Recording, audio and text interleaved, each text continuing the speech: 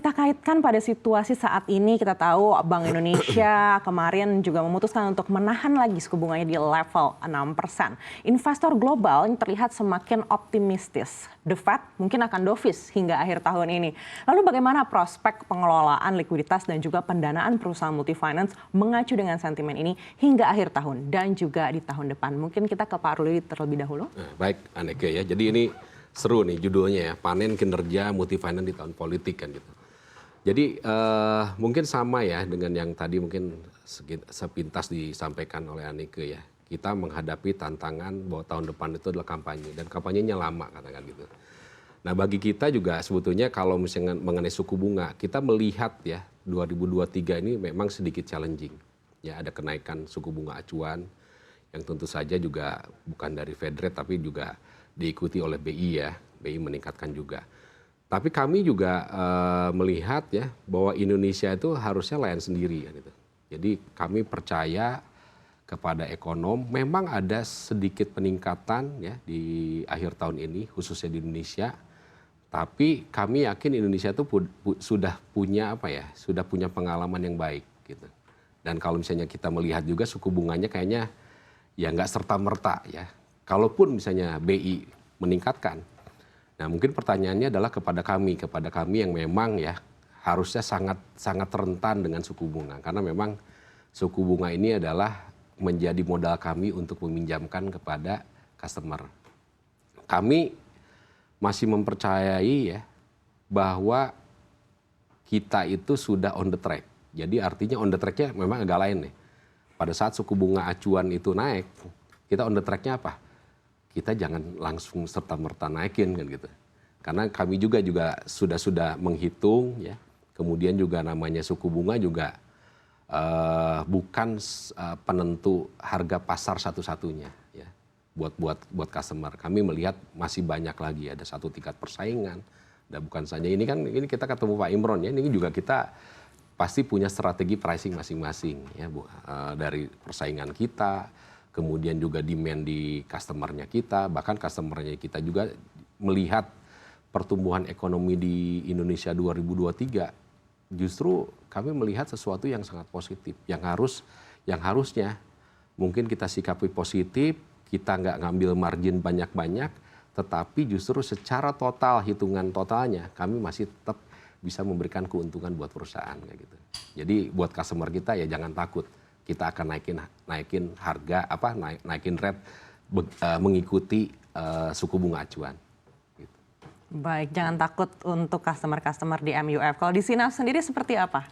Baik, tentunya kalau kita melihat secara makro dulu ya Anneke ya sama Mas Ruli juga nih.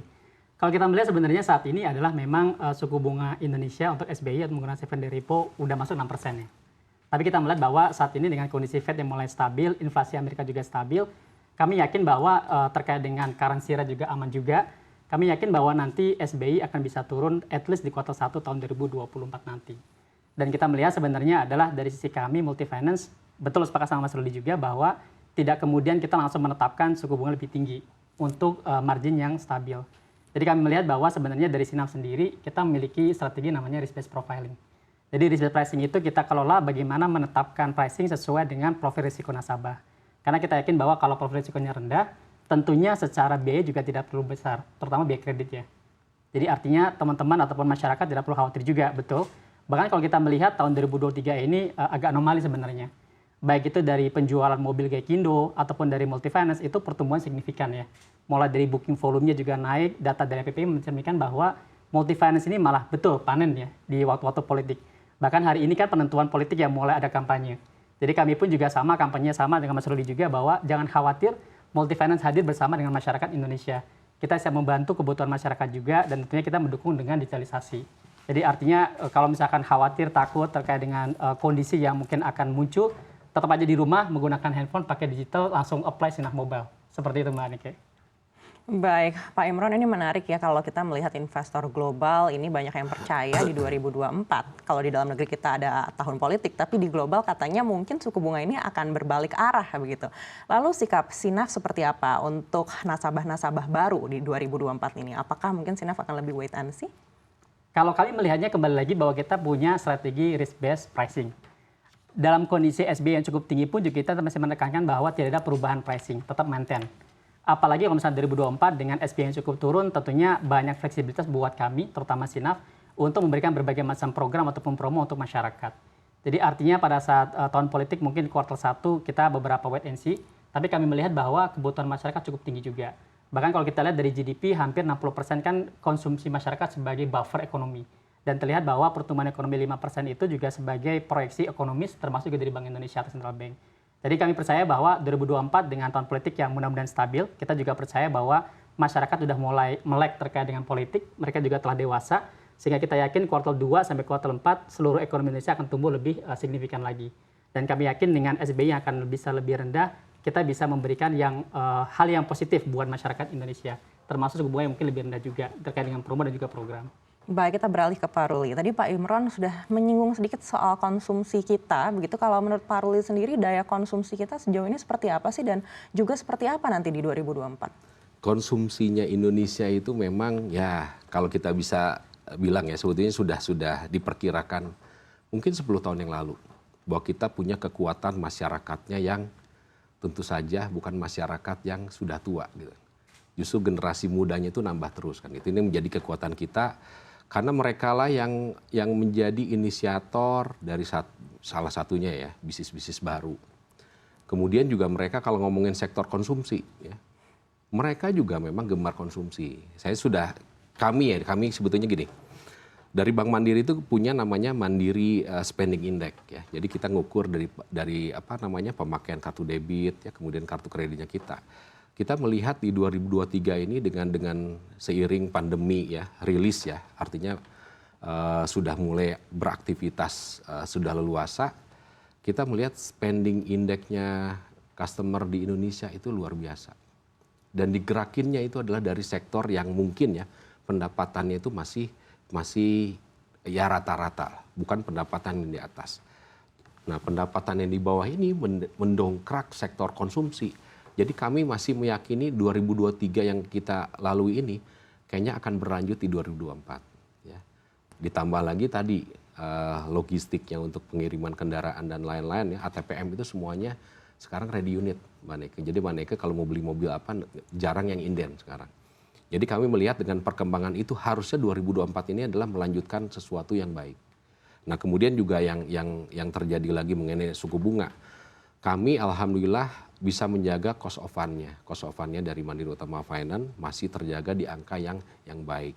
Dan kami juga bisa membuktikan dengan kenaikan suku bunga acuan justru kami melakukan pameran di 7 kota yang baru selesai kemarin terakhir di Surabaya dan Makassar. Di pameran itu kami memberikan suku bunga bahkan bunga 2%. 2% ya untuk tenor 1 tahun, mulai 2%. Dengan beberapa promo lainnya. Jadi ini sesuatu pertanda bahwa suku bunga acuan itu bukan masalah dan kami masih positif. Kenapa?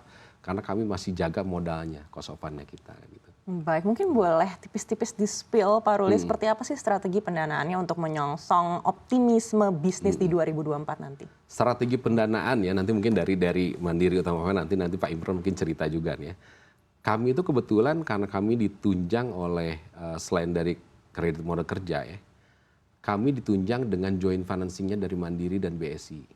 Jadi joint financing itu artinya modalnya itu adalah dari Bank Mandiri dan BSI. Yang ditawarkan tentu saja juga customer dari Bank Mandiri dan BSI yang akan besar, karena mereka juga punya database yang besar. Jadi strategi financing-nya tentu saja mungkin hampir 80% itu dari joint financing. Joint financing itu yang mengatur Mandiri dan BSI. Kemudian sisanya dari kredit modal kerja.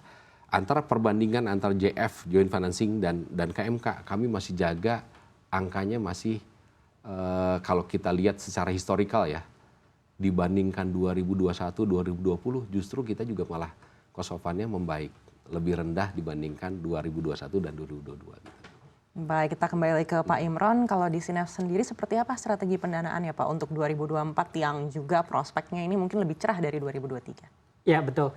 Kalau di Sinaf sendiri mungkin sama dengan Bank Mandiri yang juga memberikan support ya joint financing. Di kami sebagai anak usaha dari PT Bank Seminiaga tentunya juga banyak support terkait dengan pembiayaan bersama atau joint financing. Jadi kami punya plafon yang cukup besar juga, bahkan hampir di angka 12,5 triliun belum kita utilisasi dengan maksimal. Nah, selain itu kita juga punya dua produk yang bisa kita lakukan untuk pendanaan. Yang pertama KMK, betul. Jadi terima kasih juga kepada perbankan yang selalu mensupport kepada kami, bahkan juga memberikan cost of fund cukup murah juga untuk KMK-nya. Jadi kita melihat bahwa even though SBI juga naik, ternyata perbankan masih percaya pada kami. Karena kami juga memberikan performance yang cukup baik juga, baik dari financial ataupun dari portfolio. Dan ketiga, kita juga memberikan ataupun isu sukuk ataupun bond. Jadi kebetulan kami juga hampir 60% adalah produknya syariah, jadi kita melakukan obligasi dalam bentuk syariah, sukuk. Jadi tahun 2023 kemarin di Februari kita meluncurkan 1 triliun sukuk, dan itu juga diserap cukup baik, bahkan 4,6 kali secara oversubscribe-nya. Dan itu juga sebagai kepercayaan dari masyarakat, terutama dari capital market yang memberikan support kepada kami. Jadi kami percaya bahwa dengan tiga at least dari sisi pendanaan tersebut, baik joint financing, KMK dari perbankan, ataupun dari capital market melalui sukuk, kita bisa mendapatkan pendanaan yang cukup murah juga. Dan terlebih betul kita juga memiliki kerjasama dengan PT Bank Seminiaga, bentuknya adalah referral. Jadi semua nasabah Seminiaga kita berikan promo yang jauh lebih murah dibanding dengan masyarakat yang mungkin belum memiliki fasilitas di Seminiaga. Jadi kalau Mbak Aneka punya kartu kredit, punya buku rekening Seminiaga, silakan langsung apply juga. Tentunya ada promo yang lebih murah dibanding sama masyarakat biasa. Gitu Mbak Aneka. Baik, Pak Imran, kalau melihat pertumbuhan pembiayaan di 2023 ini, kalau tadi kita lihat di presentasi Bapak ini kan masih sangat optimis sekali begitu hingga akhir tahun ini. Tapi bagaimana dengan di 2024? Apakah ada target new bookings yang mungkin lebih tinggi daripada di tahun ini? Betul, sudah pasti. Yang namanya target pasti naik ya Mbak Aneka ya. Jadi 2024 kita juga menargetkan hampir 2 kali lipat ataupun double digit ya terkait dengan pertumbuhannya. Dan kami yakin bahwa didukung oleh tadi konsumsi masyarakat yang cukup tinggi daya belinya. Dan kami melihat juga seiring dengan leading indikator di mana Gaikindo pun juga memprediksi akan ada penambahan 1 juta mobil baru yang akan dijual di 2024. Maka kita yakin bahwa kita bisa tumbuh bersama juga dengan masyarakat Indonesia. Kita meyakinkan bahwa booking juga akan naik, aset juga tumbuh juga. Dan saat ini aset kelolaan kami bahkan sudah masuk ke liga double digit atau 10 triliun. Mudah-mudahan Sinar juga akan bersama dengan masyarakat Indonesia sama-sama memberikan pelayanan terbaik kepada masyarakat Indonesia. Tentunya juga dengan berbagai macam inovasi digital yang kita berikan juga. Begitu Mbak Aneka. Baik, kita beralih ke Pak Ruli. Kalau Pak Imran ini sangat optimis sekali di 2024, katanya targetnya akan lebih tinggi untuk new booking. Di MUF seperti apa Pak Ruli? Kalau namanya target, semuanya jadi lebih tinggi ya Pak. Betul. Jadi sama halnya dengan disampaikan oleh Pak Imron ya. Jadi melihat makro yang begitu baik yang kita alami di 2023 ya, itu menjadi optimisme kita untuk di 2024 ya. Jadi namanya target itu kayaknya nggak pernah turun Mbak Neke. Jadi kayak contoh ya, kami sebetulnya target di tahun lalu itu kan 21 triliun ya. Di tahun depan itu kita pembiayaan itu harus mencapai 28 triliun. Ya, dengan challenge tahun politik dan juga pengalaman kita juga udah mengalami beberapa kali ya tahun politik, saya rasa kami harus tetap optimis. Dan tentu saja ya optimisnya kita juga harus ditunjang oleh strategi. Ya, strateginya kami tentu saja dari Mandiri Utama Finance itu yang tadi mungkin kami sampaikan, kami juga punya multi produk dan multi channel. Ya, harapannya dengan strategi itu saya rasa harusnya mengcover target yang diberikan oleh perusahaan. Baik, artinya naik 7 triliun begitu ya Pak untuk di tahun depan. Tapi biasanya kalau di tahun politik itu seperti apa sih Pak? Apakah ada kekhawatiran? Kita ngalamin 2 kali ya, berarti harusnya dengan tahun ini dengan perjalanan MBF kan 2 kali tahun politik. Kekhawatirannya mungkin ya biasanya itu adalah dari customer memang nanti ya belinya. Tapi masalahnya gini Mbak Nike, tahun politik saat ini tuh memang unik. Kenapa? Karena 3 tahun sudah mengalami pandemi. 2023 itu kan Mbak Nike melihat ya, tapi bukan karena kita loh macet di jalan di mana-mana. Ya banyak mobil dan motor yang kita biayai, tapi kita melihat ekonominya begitu baik. Ya, pertumbuhan ekonomi Indonesia itu dan juga sudah membuktikan, anggaplah di akhir 2023 yang semua negara itu mungkin banyak yang kontraksi. Tetapi Indonesia itu hanya turun sedikit, masih hampir mencapai 5%. Dan juga kalau misalnya kita lanjutin 2024 kayaknya tidak mengurung masyarakat Indonesia untuk beraktivitas positif. Ya, justru dengan adanya kampanye justru kebutuhan aktivitas itu semakin tinggi. Nah, efek positifnya justru harusnya ke kita ya. Jadi Betul. banyak orang juga yang membutuhkan kendaraan. Karena kendaraan itu bukan hanya dipakai untuk konsumtif ya, tetapi untuk produktif juga, untuk usaha, untuk lain-lain kan gitu. Jadi Baik. kami meyakini bahwa 2024 harusnya kita optimis untuk kita lalui bersama. Baik, coba kalau dari Pak Imran seperti apa nih optimismenya? Karena tahun politik ini kalau dari segi investor banyak yang wait and see, tapi kalau pengalaman Bapak seperti apa di Multifinance? Kalau kami sangat optimis ya, Mbak Aneke. Jadi pertama, saya yakin bahwa masyarakat Indonesia sudah mulai dewasa terkait dengan politik. Sudah memahami bagaimana kita memilih pilihan yang terbaik buat masing-masing individu. Dan kedua, bagaimanapun juga kita melihat bahwa ekonomi sebagai salah satu strategi sebagai jargon politik juga. Tentunya semua paslon juga memiliki strategi bagaimana meningkatkan ekonomi. Mau tidak mau kita melihat bahwa ekonomi itu sebagai kayak trickle down effect. Bagaimana paslon memberikan strategi yang positif bisa membuat masyarakat itu memilih paslon tersebut. Kembali lagi kalau kita melihat secara totalnya, meskipun ada beberapa kali periode untuk yang pemilu, masyarakat kita kembali lagi terkait dengan ekonomi tidak ada kemudian membuat kita jadinya backfire atau kembali ke masa yang lalu. Jadi kita lihat bahwa ekonomi berbasis tadi konsumsi, berbasis daya beli masyarakat, dan juga hampir juga mulai dari bottom up, piramida yang paling bawah itu banyak sekali menggunakan kebutuhan pendanaan atau pembiayaan, maka kami yakin bahwa Multifinance sebagai salah satu provider pembiayaan bisa membantu. Di samping perbankan ataupun fintech yang saat ini juga cukup banyak. Jadi kembali lagi saya yakin 2024 dengan tahun politik semuanya pasti akan mendukung ekonomi Indonesia, dan kita yakin bahkan prediksi 5% itu bisa kita achieve bahkan lebih tinggi lagi. Secara konsumsi tentunya untuk yang consumer banking ataupun consumer segment tidak akan banyak berdampak terkait dengan politik. Mungkin investor yang cukup besar terkait dengan global menunggu wait and see sampai kuartal 1. Mungkin Februari 2024 ya gitu.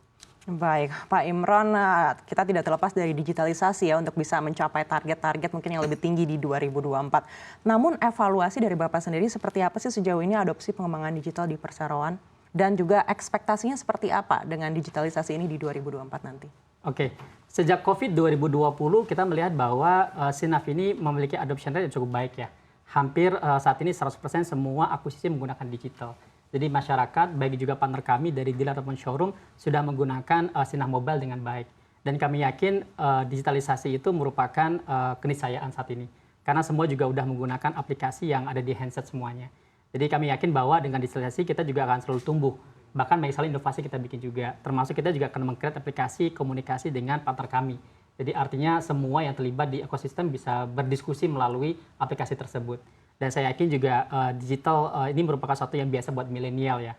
Mereka juga browsing bukan hanya terkait dengan produk ya. Mereka juga bisa browsing suku bunga Multifinance yang ada di MUF ataupun Sinaf bisa ketawa juga gitu. Jadi kembali lagi kepada masyarakat yang sudah melek digital. Mereka juga memahami bahwa meskipun berbagai macam provider masuk ke fintech, mereka tahu bahwa segmennya juga tepat. Masing-masing itu memiliki tempat yang sesuai bagi mereka memberikan fasilitas yang terbaik buat masyarakat. Jadi saya yakin digital ini merupakan sesuatu yang bisa kita deliver more gitu ya.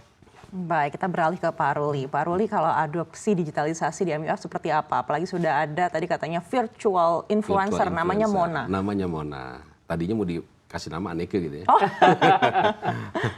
Oke, jadi sama dengan Pak Imron ya, digital itu adalah suatu keharusan ya. Jadi dari kami juga sebetulnya bukan kita mengalami pandemi akhirnya digital jadi sebagai survival mode, tapi bukan.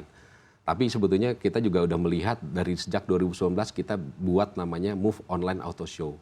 Jadi waktu itu adalah channel online untuk jualan. Jadi kita coba geser nih, yang tadinya mungkin fisik saja, sekarang ada jualan online. Nah, kita alami pandemi, justru ternyata apa? Ini baik, karena orang pengen di rumah milih-milih mobil ya. Termasuk juga langsung melihat simulasi hitungannya. Dengan DP berapa, ya, kemudian angsurannya berapa, mobilnya apa aja. Bahkan kita juga tawarkan untuk tawarkan test drive di rumah atau di kantor. Jadi nggak mesti ke dealer. Jadi ini sesuatu yang kayaknya kita harus lanjutkan. Mengenai 2024, ini tentu saja digitalnya kita tuh harus lebih baik lagi. Tadi mungkin kalau channel yang tadi Pak Imron sampaikan ya, semua mitranya kita itu harus terconnected kepada super apps-nya kita. Sehingga mereka akan jauh lebih mudah ya. Termasuk juga efek buat customer itu akan lebih gampang karena kita juga nggak boleh lagi nggak transparan. Kenapa? Customer juga bisa belanja dimanapun. Lihat pricingnya di Sinaf, di MUF berapa, di Mandiri berapa, dan mungkin semua Multifinance atau semua bank mungkin dibanding-banding. Yang membedakan adalah layanan digitalnya enakan di mana gitu kan. Kemudian tentu saja cepat yang mana, simple yang mana. Nah itu yang mungkin kita akan kembangkan di 2024 menjadi suatu keunggulan yang mungkin bisa memenangkan persaingan kayak gitu.